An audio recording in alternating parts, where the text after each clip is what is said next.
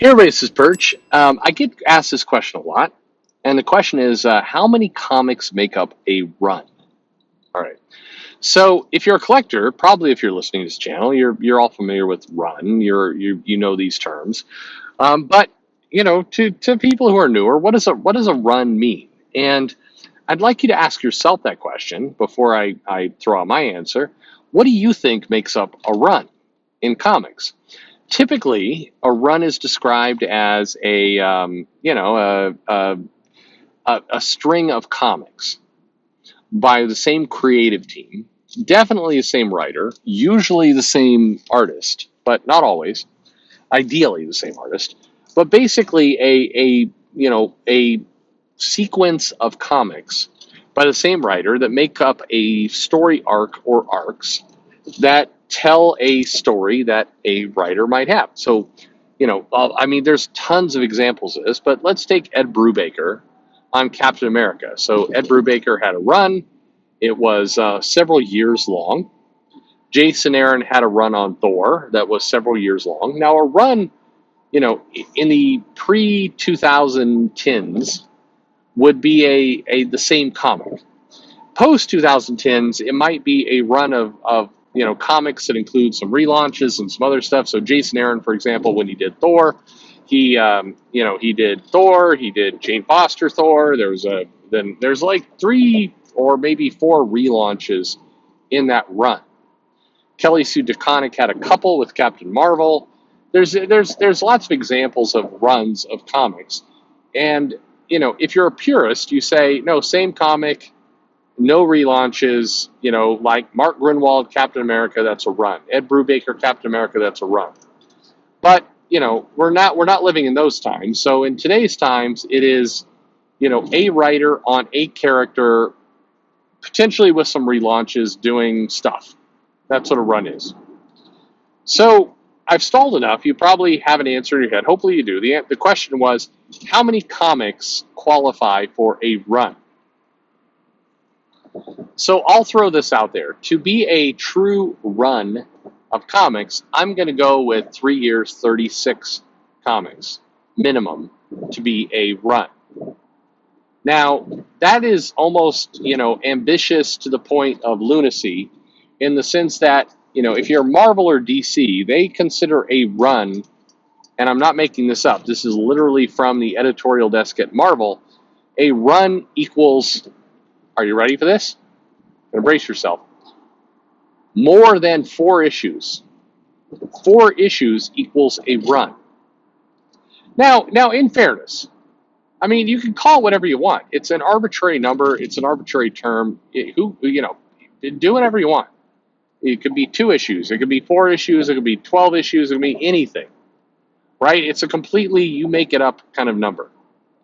For me, I think you can have a limited series. You can have a writer on a comic. You can have a number of different things. To me, when you call something a run, I think you've got to talk at least a sense of longevity. When I thought about this, I thought 36, and my initial reaction, just being candid, full disclosure, was, ugh, that's not even a run. 3 years, 36 issues? You got to be kidding me. A run is like more than 50 issues. But then I'm like, no, you got to be realistic, and I kind of settled on 36. I don't know that 36, in some levels, I think you could argue that's too many, because very few creators get to 36 issues. Jeff Thorne did his Green Lantern run. That was, 12 issues and a special, so 13 issues? I mean, people call that a run. And if you're Jeff Thorne, I want to give him the respect to say that was a run. But can we really call 13 issues a run? I mean, I don't. Again, you can do whatever you want. It's an absolutely, subjective term. You can do whatever you can do whatever you like with that. But to me, 36 issues. Why 36 is as a minimum state? Because I think that a run should have a number of different things about it. It should introduce a main plot. It should introduce subplots. It should have multiple arcs, multiple story arcs during this run. And one of the things that's happened since about 2008 or so is that comics have gone for decompression, which means that you can pick up a comic and you can read it, and not a lot happens in that comic. It actually, you can read through the entire 22 pages and it feels like almost nothing has occurred. That is the world of, true decompression. Brian Michael Bendis really kind of put a point on this when he started to popularize the 6-issue arc, where whether the plot was worth 6 issues or not, it was going to take 6 issues. So you would get moments of decompression during the storyline. This is called writing for the trade. But I don't think a trade equals a run. I think a trade may equal a story, and if you're doing what like Ed Brubaker and some of the people I mentioned have done, then I think a trade equals one subplot plus a little bit of dangling build to an arc of a story. But I'm willing to bet that if I talk to a number of different comic people, and I'm hoping in the comments below, rather than immediately go to current U.S. comics or shit, and you may want to do that, that's fine. But please let me know. Like, what do you think? What is a run? What is an arc? What do these numbers mean for you? When you think about a run of comics, I often think about what could be put in an omnibus. And you couldn't put 6 issues in an omnibus. You couldn't put 12 issues in an omnibus. Generally, you have to go to, somewhere in the 28 to 40 kind of comics to go in an omnibus, and that would be a run. Grant Morrison had a run on Doom Patrol. Rachel Pollack had a run on Doom Patrol. These are lengthy, multiple stories, multiple arcs, and if the writer is doing it well, they set up things at the beginning that get paid off at the end.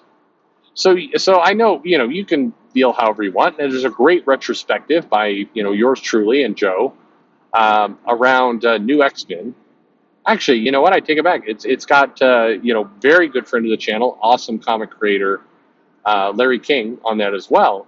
So the Grant Morrison New X-Men run, if you read that in the first 3 issues, the first arc is 3 issues long, and in it serves up a ton of things that get paid off in the very last issue. It is a true run of a comic because it has, an overarching story, and it has a bunch of different moments to build to that story. The thing that would have made, and I'm not if you listen to that retrospective, you'll hear that I think that the Grant Morrison X-Men run isn't all it's cracked up to be, just like the John Cassidy, Joss Whedon run of Astonishing X-Men isn't all it's cracked up to be. But regardless of those things, you do have an arc. In the Joss Whedon Astonishing X-Men arc, they begin the run. Now that's 24, well, plus the special, I think 25 issues. So it's a little bit shorter of what I would call a run.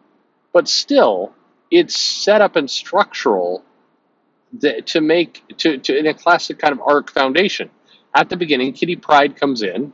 She's brought in to be kind of the conscience of the X-Men. They go through a number of adventures and things that involve, the Danger Room, that involve Cassandra Nova, that involve this kind of mutant cure. They bring the mutant cure and Break World back into the story at the end. Kitty Pryde winds up sacrificing herself at the conclusion of that arc. And it's got 4 main stories with one big overarching story or theme. That's a run. To me, that's what qualifies as a comic run. What I find a little sad is if you look at, like, I give you this challenge. If you look at Marvel Comics today, who's had a run? You could definitely say, honestly, that Jason Aaron with the Avengers, and to be clear, I don't like that run, but you can say that Jason Aaron has done a run on the Avengers. He started off with the 1 million BC Avengers, the idea of kind of the multiverse and Mephisto and all the rest. And he's ending it with the multiverse and Masters Evil and the 1 billion Avengers and kind of all these different pieces pulling together. It does feel like a run and an overarching story. It does. Even though I don't like it, even though there's been some batshit crazy things there, I respect the fact that he's telling the long game and he's got a story. You can argue that Donny Cates sort of did that with Venom, but that run was interrupted with a lot of kind of stunt events, the Absolute Carnage and the King in Black. It kind of takes away from what he did with Venom because it was really built around kind of two big events during that period of time. Dan Slott, for all the frustration people have with him, did a long run in Amazing Spider-Man. Unlike what Jason Aaron's done, Dan Slott's Spider-Man was kind of all over the place. You had Spider-Man down on his luck. You had Spider-Man, rebooted marriage. You had Spider-Man tech billionaire. You had Spider-Man, poor. You had like a bunch of different things that went on during that. And so you have that. You have Jerry Duggan on Deadpool. Maybe you could qualify that as not really. What's interesting is you could argue, did Hickman do a run on X-Men? And the answer is kind of no. He did a House of X, Powers of 10. He set a framework. He did his X-Men book, which was a bunch of one-and-dones. He certainly helped kind of manage the X office and send them in a certain creative direction. But it's hard to look at the kind of Krakoa era of the X-Men as a run. The reality is there are not many runs anymore. If you go over to DC, you can say, well, we had the Tom King run. You had the Brian Michael Bendis run of Superman. That did a number of things. Again, some runs don't mean you like it. Runs just mean there was a story and a bigger plot. So I think so to answer the question, to me, I think you got to hit 36 issues to qualify for a run. And there are exceptions to that rule, like anything. But the one thing I'm sure of is that comics were better when the publishers were trying to go for runs. They were trying to go for a bigger arc, a bigger sense of longevity. What's strange to me is if you look at, James Tynion with his run on Batman, which, I don't know, they went bi-weekly for a while. How many issues did he get out of it? I don't know if he got to 36, but he probably got close to it, if not hit it, with his, coming onto the title and Joker War and everything else. Philip Kennedy Johnson, he did have kind of a run on Superman. It's, again, probably a couple issues short, but he did do a bigger arching story. But in general, the comic publishers do not go for runs. However, if you look at the sales, the financials almost always benefit runs of comics. And this is kind of cheating a little bit, but if you look at Sean Murphy and you look at the White Knight universe, he's had now, this is his third run plus some tie-ins. The Harley Quinn business, the Red Hood business, the Mr. Freeze one-shot. If you tally all those up together, he qualifies. He's had 36 issues. Now, he didn't write all of them. His wife wrote the Harley Quinn bit. So there's other people who have come into this. But it still feels like a run. You could put that in a White Knight omnibus, which I'm sure DC will do. I mean, unless they're idiots, they'll do that. But you have kind of a run. And if you look at the sales, if you look at what sells better, longevity sells better. I can't believe I haven't got Al Ewing doing Immortal Hulk sold better. Tom King, for all the complaints on Batman, and you can say it's Batman, but still, the run sold better. Almost always, there are exceptions to this, but almost always, longevity and runs and commitment to a character do better, sell better. Despite that, the publishers are very reluctant to sign people to a run. What would be a smart thing to do? Figure out who, you've heard the interviews, you've heard the live streams.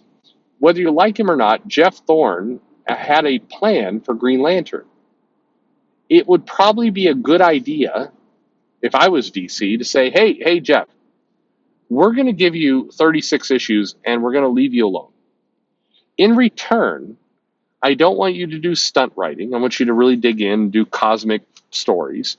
And I don't want you to fuck around with, any of the... your story is centered around John Stewart. You can bring the other Green Lanterns in as much as you want. But don't bring Teen Lantern in much. Don't bring Simon Baz in much. Don't do much with Hal Jordan. Don't do much with any of these other Green Lanterns. John Stewart is the main character of your story. So give me. We're going to leave you alone for 3 years. Give me epic John Stewart. Go. That's what I would do with that. I guarantee you that would be a far more compelling story than telling him, we're going to give you 12 issues and a one shot, and do something with John Stewart. But by the way, we're going to change the artist around on you on a regular basis, and you gotta bring in these other Green Lanterns, the Far Sector Green Lantern. We get do bring all this other shit into the mix, and good luck. And at the end of 1 year, we'll let you know if you can have another year. That's a terrible way of doing comics, and it defies money, meaning the money and the financials and the history shows us that committing to a long run is a better idea. It is a provable financial fact. If you commit to a longer run, if you let the readers know, hey, if you jump on this, you're gonna get 2 to 3 years out of it, guaranteed. So hop on board. You may not get stunt pricing. You may not get like popping 100,000, 200,000 an issue, but you will get steadily more consistent sales than whatever the fuck you're doing with relaunching constantly, doing 6-issue comics, all the rest of that shit. You will do better. This part is not my opinion. This part is financial facts. You look at the numbers, it is absolutely true. You cannot deny it. People do not come in and argue with me over this stuff. I always wish the people like, oh, you're against progress. What's wrong with Leah Williams doing a 3-issue limited series and then, canceling it for 6 months and doing it like that's the future. Nobody does that shit because the numbers do not lie. They are black and white, and they absolutely 100% prove that long runs are better. And the only reason why the publishers aren't doing long runs is because they're fucking idiots. Sorry. Anyway, like and subscribe, and thanks for listening.